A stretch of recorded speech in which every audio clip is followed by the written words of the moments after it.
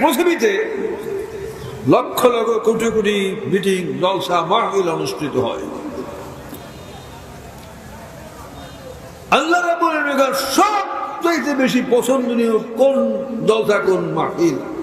যেই জলসায়, যেই মাহফিল আল্লাহর কোরআন প্রচার করা হয়, যেই মাহফিল আল্লাহ কোরআনে আইন বিধান থাকে, ওই মাহফিল আল্লাহর কাছে সবচেয়ে বেশি প্রিয়।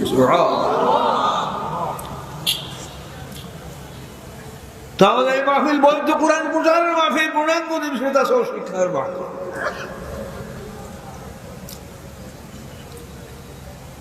হাদিস মধ্যে আল্লাহ সুবহানাহু ওয়া তাআলা বলেছেন, ওয়াল কুরআনু হুজ্জাতুন লাকা ওয়া আলাইকা।